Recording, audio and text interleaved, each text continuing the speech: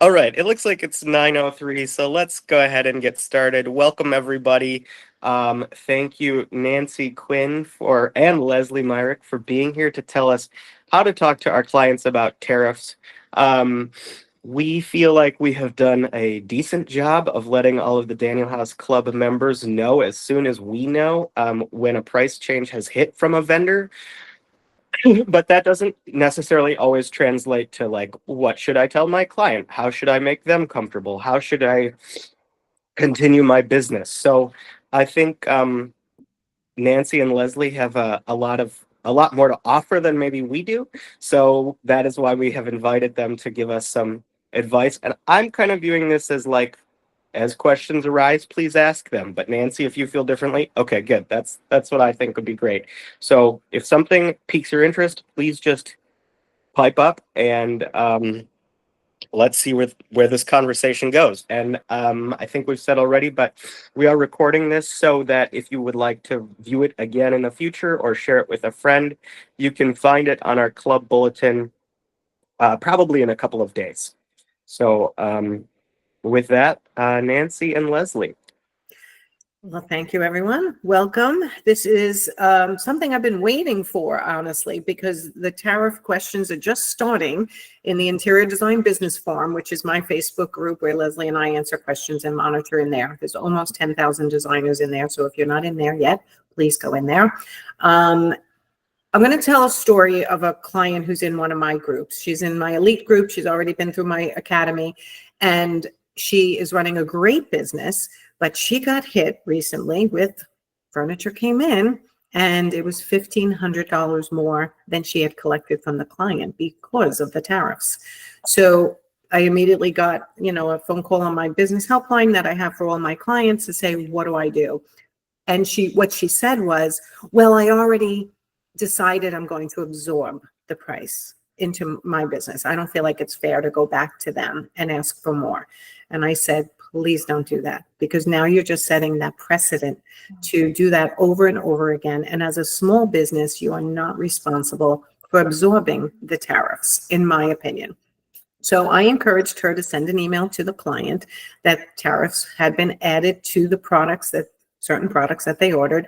And right away, the client said, we understand, and they paid, where she was just ready to give it up. So I wanted to tell that story initially so people understand that you do not have to absorb these dollar amounts, right, Lesley? Absolutely. I mean, it's hard because when you are running a design firm, this is a luxury service. You don't want to be nickel and diming your clients. But the unfortunate reality right now is you're going to be getting nickel and dimed by your vendors who are just trying to react to what they're like. It kind of can't be helped. And I think having the confidence like that client did to go and say, hey, here's the difference is hugely important. And now that we know this is a reality, starting this conversation early, adding verbiage to your conversations, to your proposals, to your invoices, just to cover things and say, hey, there might be extra fees that are beyond my control. And if so, those will come to you later, is just the reality of what's happening right now in this industry. Yes. So I think that the fact that Daniel House Club is putting up which are American made goods and which are not going to have tariffs is amazing, so that the designers can try to source from this point forward through those companies until everything is settled, if they can. But the reality is sometimes that product is just not where you want it to be, right? And you want to order it from, what was that? Oh, I just agreed. I said, yep. Right. So what I have recommended to my Profit Insider Academy coaching clients is that if they have product outstanding, waiting to come in, through Daniel House or through anywhere else, they may want to consider sending a short email to their clients, giving them a heads up. So I'm going to read what I'm recommending. Dear, hi client's name. I wanted to give you a heads up that some of the products we've selected may be subject to international tariffs or import fees. These charges aren't always known until the time of delivery, and if any additional costs come up, they would be billed separately. Of course, I'll keep you informed right away if anything changes. Just wanted to be transparent so that there are no surprises later. Short and sweet, right? Mhm. So that's if you need to send out an email to your entire client list because you're panicking, you're losing sleep over these products, you're starting to get emails and you don't know what to do. This is one step you can take that will start the process of communicating with your clients what's actually may go on. In addition, I'm recommending something on your proposal and on your invoice. Do you have that handy, Lesley? Nope, I I couldn't find a piece of paper. Oh, okay, I have it. I just want to know if you had it. So, okay, so on your proposals or on your invoices, you can add tariff notice. Prices may be subject to additional tariffs or import fees at delivery. Any increases will be billed to the client if applicable. This way, they get a solid sentence on every proposal and every invoice. Again, starting yesterday. This way, if it affects anyone, you have notified them. If it doesn't, then great. It's a notification they got with the just in case. Does that make sense, Peter? Yeah, I think that's great advice. I did want to Okay. add that So Daniel House Club will not send a bill after the fact at all, ever. So if it's going to have a tariff, you're going to know about it at the time of purchase. So Wonderful. that's huge. So what happens, Peter, if someone orders now? So you're absorbing the cost if it were to happen. if it were to happen and the order hadn't been placed, yes, we would absorb the cost. We are pretty active in updating all of our pricing. So the moment that we have a tariff notice, the pricing is going into effect, and that'll be visible in our tariff knowledge center. But if you've already placed the order with your client, you're not going to get a new bill. That's huge right there. So another reason to use Daniel House Club, which I told my client this morning when I was meeting with them. The last thing I want to mention for sure before we take any questions, and just, you know what, they're changing, everything is changing daily. So if any of you were like me and you were tied to the TV watching everything go up and down and all around and be like, oh my God, I can't believe this. I was just like, okay, I got to stop, because the bottom line is it is changing every hour. So we can't get ourselves to the point where we're like, oh my God, how am I going to run my business? Oh my God, nobody's going to buy anything, because there are people out there still spending. There's a lot of people out there still spending, and there's always that upper echelon. But I would still recommend adding a paragraph to your contracts. So we sell contracts. We'll be adding a paragraph to our contracts. I don't have the exact paragraph yet for the contracts because I want to run it by the lawyer to make sure, but it's very similar where the client understands that furnishings and fixtures and materials may be subject to tariffs and that they may not know at the time of purchase because of all the ever-changing policies that are happening, right? Today, we literally don't know if what you order tomorrow will have a tariff when it comes in 3 months from now. You just won't know. So you have to have some kind of verbiage in your contract, on your invoices, and an email to your clientele if you feel you're going to be affected, to protect yourself. Okay. Did I miss anything, Lesley? No, that seems pretty complete. It's changing so rapidly that this is what we're recommending today, but you need to be paying attention, seeing what's going on, checking with the Daniel House concierge team.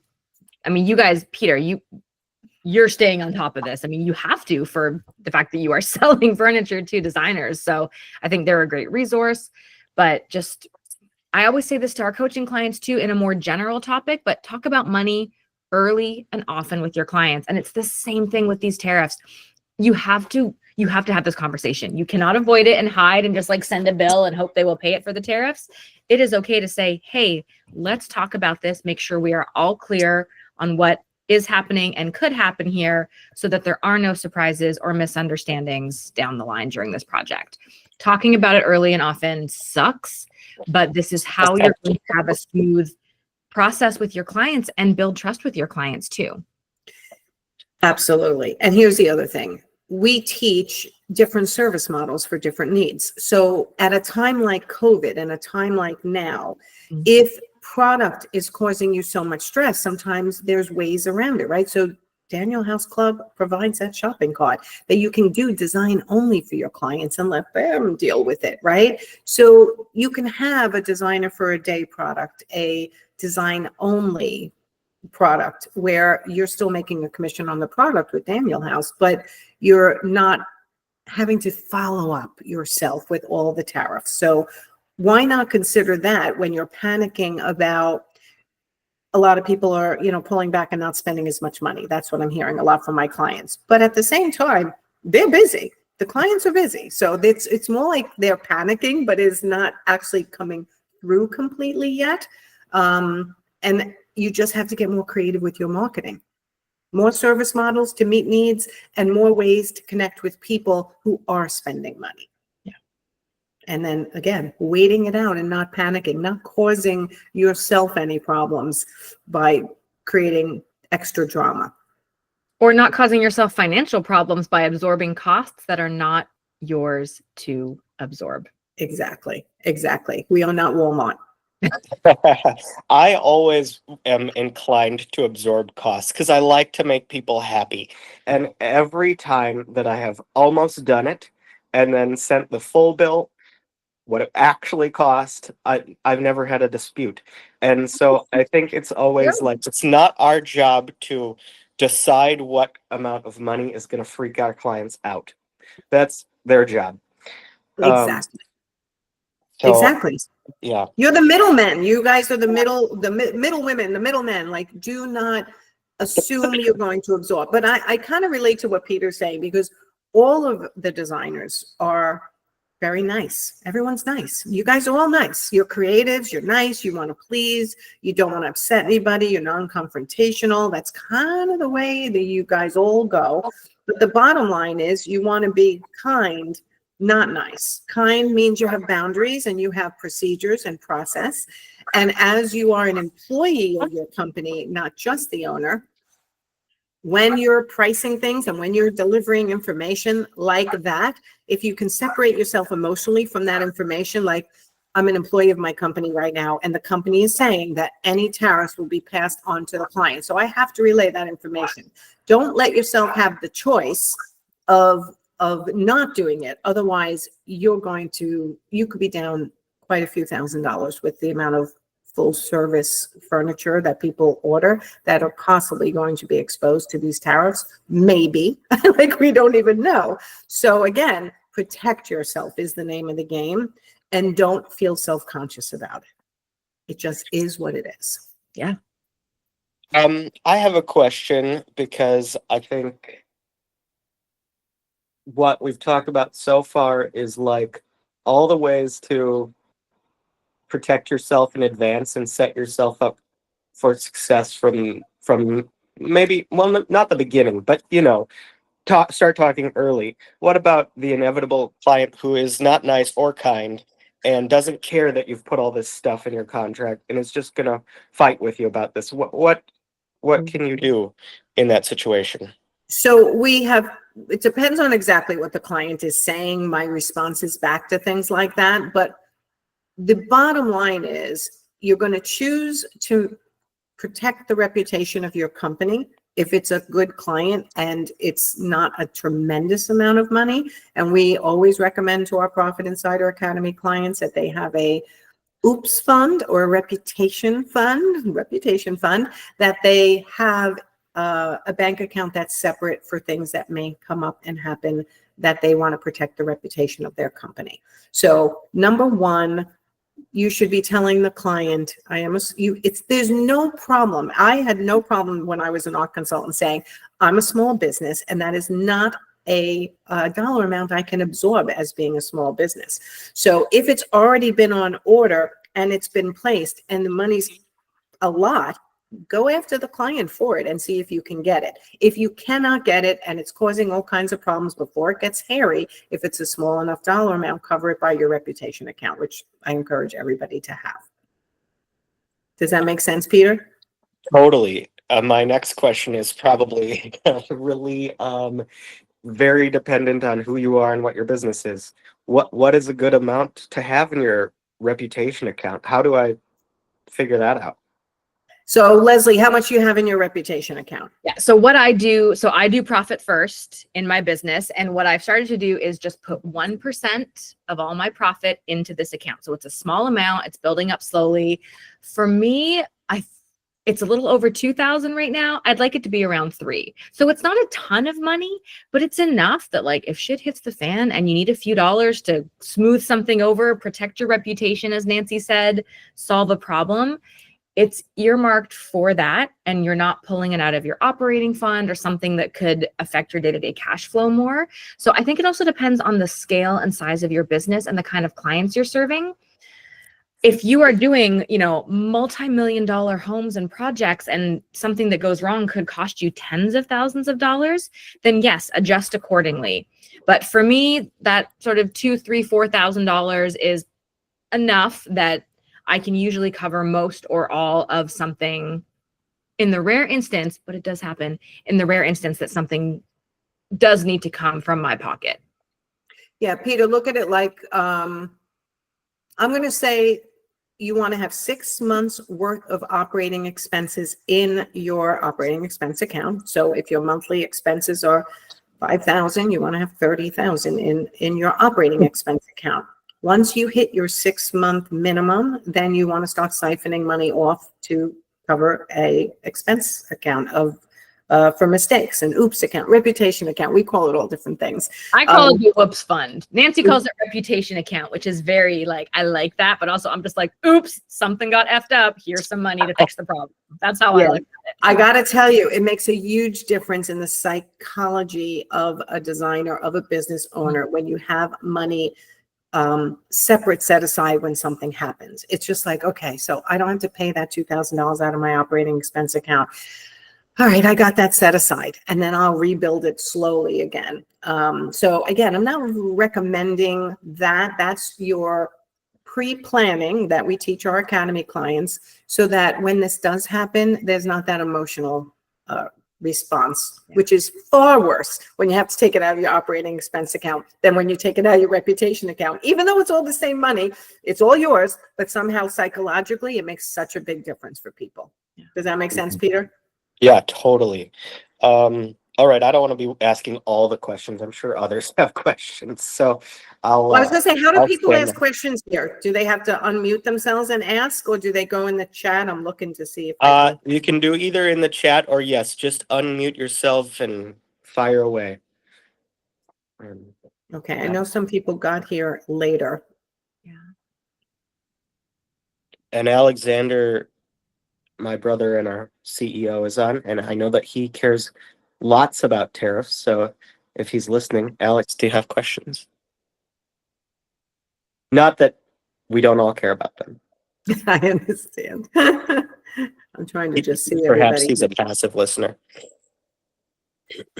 So yeah, I mean, there's not, it's a big giant topic, but honestly, there's not a lot to talk about, because it's just like, how will you handle it? I'd say, rather than being in panic mode, I want everyone to just make a decision, right? So Yes. I am not recommending you absorb the tariffs. As a designer, I'm recommending that you notify your clients in the ways I said in the beginning, to let them know it might be possible. But having that extra reputation account or fund can help you if you have a client that really freaks out about it. I haven't heard about anyone freaking out about it, though. Does anyone here have a story about tariffs that has currently impacted your interior design firm? Yeah, see, I'm not sure anyone does yet.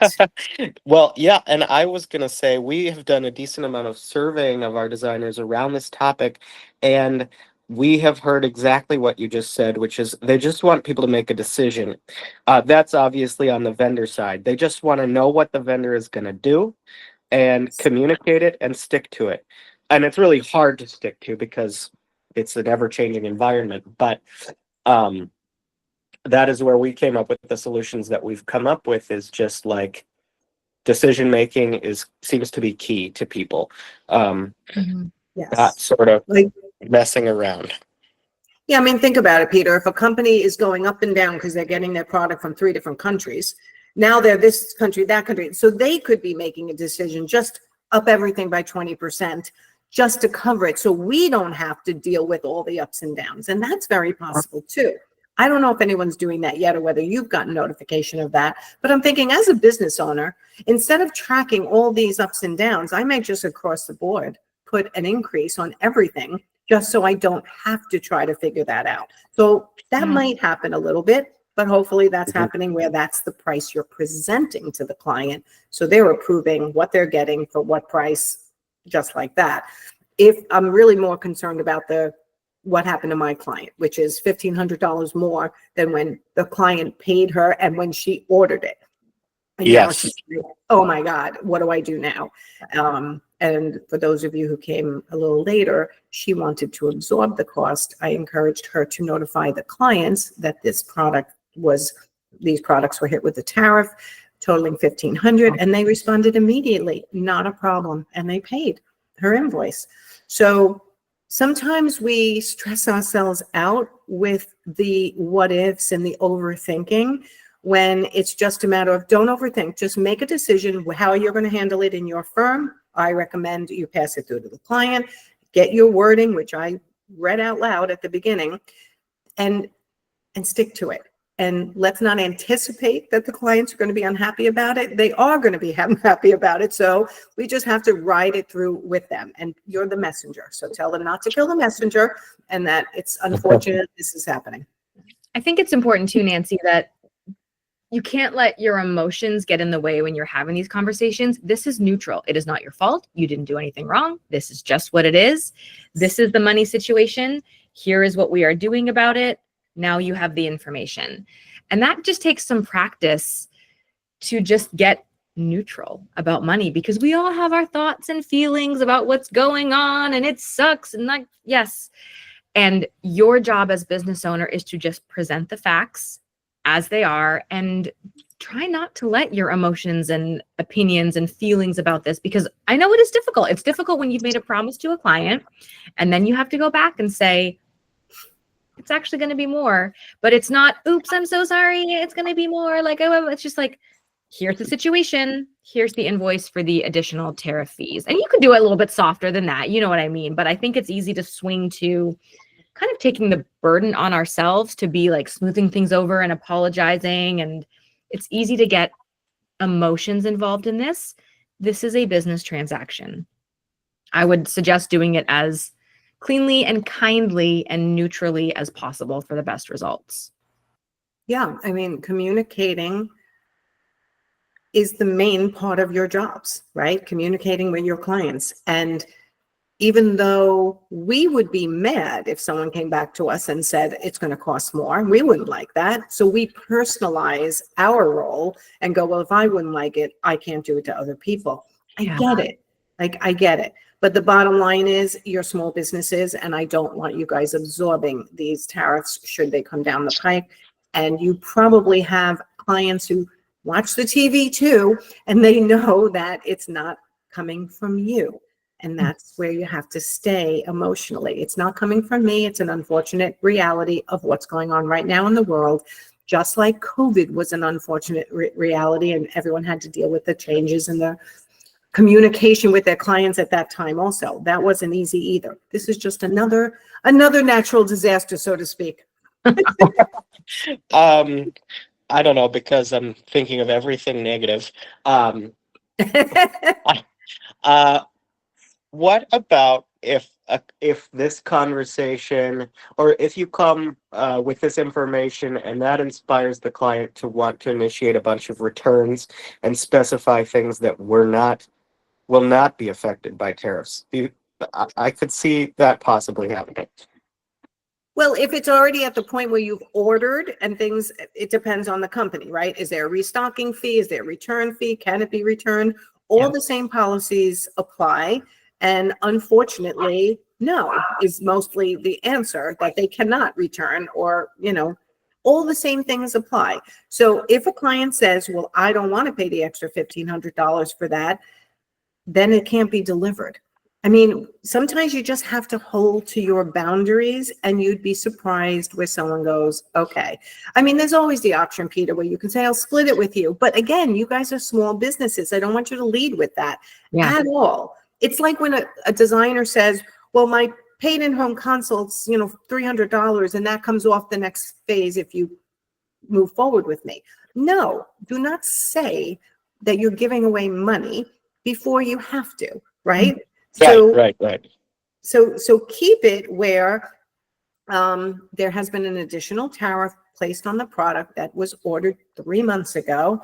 So unfortunately, there's an additional invoice, something like that. It does not have to be out of your pocket. And I'm going to say that I'm going to estimate probably 80 to 85% of your clients will understand and not give you a hard time. There's always that small percentage that does, and those are a case-by-case basis, depending on how you can handle them. Yeah. Okay. I saw a question pop up somewhere, but then it disappeared. How do I find it? Oh, wait, I got It's it. in the chat. Yeah. I got It's a it. question for Peter, it sounds. Yep. Can someone read it to me? I have this. Yes, thank you. Okay, so the Go ahead, question Lesley. is Rebecca Merritt, and she says, how is DHC handling updates from vendors? If I select a chair and it's within budget when I spec it, should I be worried it will jump overnight, or will there be notifications if certain vendors are raising their pricing? Oh, no, we lost Peter. He just got so surprised he froze. Okay, so Peter did answer this earlier, and they said that, or Alex, are you on? Yeah, sorry. I was gonna try to ask a question earlier, and then I realized I hadn't brushed my teeth, and I had just started when Peter was like, "Alex probably has a question." But yes, we are doing quite a lot of communication on what our tariff increases will be or price changes because the vendor is making a tariff increase. And you can find that on our Tariff Knowledge Center, anything that has been any price change, and you can sign up for email notifications from that we'll send out about every week. It kind of depends on how much activity there is. We don't always have control, though, of how fast a price change goes into effect. Some vendors will send us a price file and say this needs to be updated tomorrow. And some will send us a price file and say this is going to be updated in 2 weeks. When we can communicate that early, is included in our Tariff Knowledge Center. It says price change coming, and then we have the date for the price change to be expected.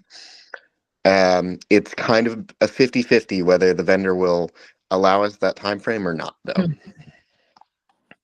Okay, so yeah, there could be timing issues, but Peter said in the beginning that whatever they buy it from you, whenever they purchase. That is true. Yeah, if the order is completed, we will not change the price for you, and we will not send a subsequent bill for any reason. What about if their cart is set, but it's 2 weeks till they ordered it and there's been a change in between when they presented to the client, when they got the check from the client, the check cleared, and now they're placing the order? Peter hit me with hard questions, so I figured I'd give you one back. I'm just kidding. Please. And that, like, there is usually a wait, but we create our proposals, we get your pricing. If we're running it through our company, it has to go to the client, get approved, get paid, get cleared. So yeah, there could be a week or two from creating a cart or an order to actually pulling the trigger. I think I know the answer, and it's probably going to be, sorry, it's the date of ordering, but I'd love to hear what your take is on that. Yes.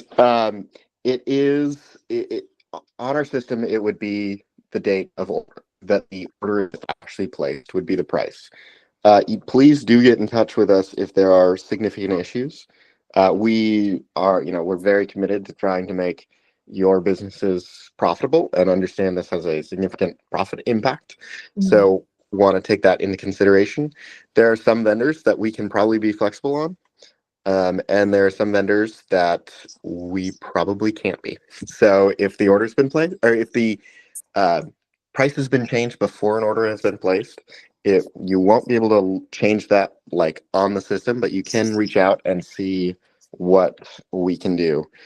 Or if you're really concerned while you're sending this out and we don't have enough detail in the Tariff Knowledge Center, you can reach out beforehand and we can try to get, granular information on the specific products you have selected. Okay. And as I had said in the beginning, for those of you who've come late, I am recommending you put a sentence tariff notification on your invoices, on your proposals. Again, just in case, because if you're not ordering everything from Daniel House, which you should be, they're holding to their prices. But if you didn't, something like prices may be subject to additional tariffs or import fees at delivery. Any increases will be billed to the client if applicable.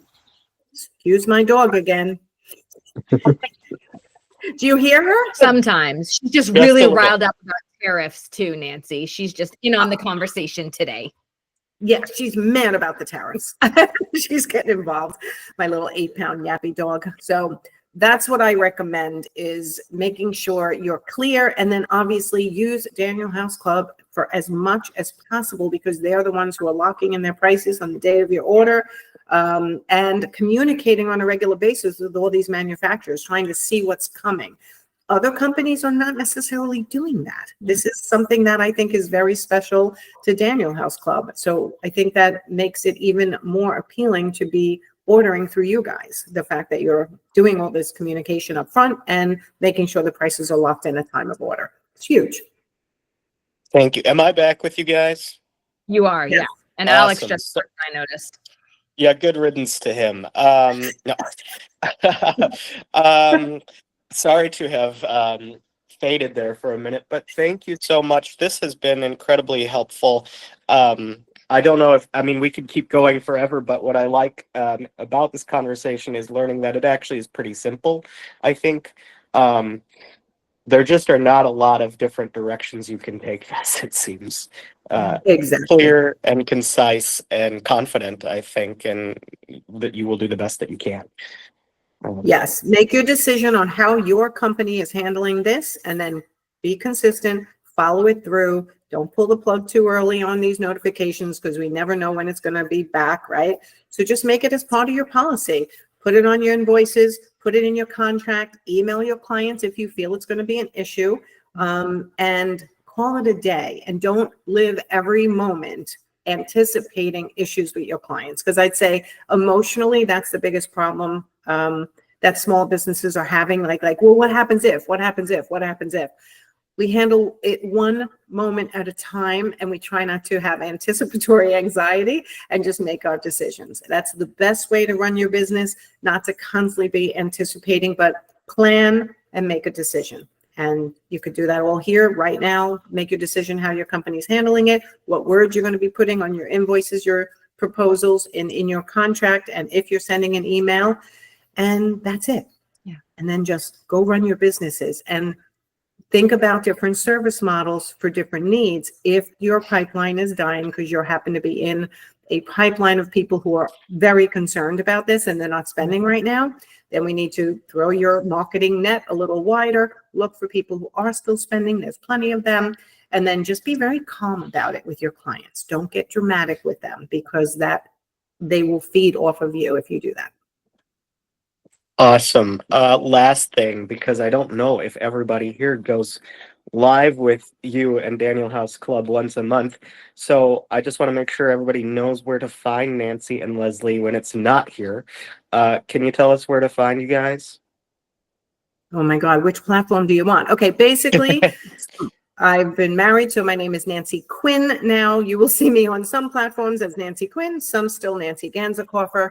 My website is still nancyganzakoffer.com for another couple of months until we get it switched. So that's where you can find me. So at Nancy Ganzakoffer on Instagram. And then I'd love you all to join the Interior Design Business Forum. It's my private Facebook group with 10,000 almost designers in it. I think we need like, what, 10 more to get to 10,000? Pretty close. I hope you will join. I put a link in the chat for everyone too for the Interior Design Business Forum.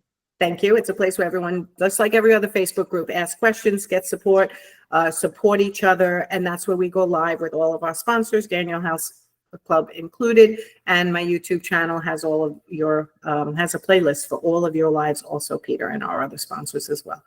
I just heard the link Awesome. doesn't work. So give me 1 second and I will put a new link in. I'm not sure what happened there. Oh, yeah, you're right. That was like my bookmarked link that had it in the right, whatever. There's the real one. You're good. Sorry about that. Thank you. Awesome. So yeah, Thank you. click there, ask to join. In about 24 hours, we'll get you in, and you'll get to check out the very robust conversation that's going on in there all the time. And Leslie's in there every day helping and answering questions as well. Awesome. Thank you for your time this morning or this afternoon in your case. And I can't wait to see you again soon. Thank you, everyone. Go have a great day. Thank you, Peter and Alex and Daniel House Club. And of course, my coach here, Lesley Myrick, for joining us today. So yeah, just stay calm, everyone, and it's all going to pass. This too shall pass. Awesome. Bye.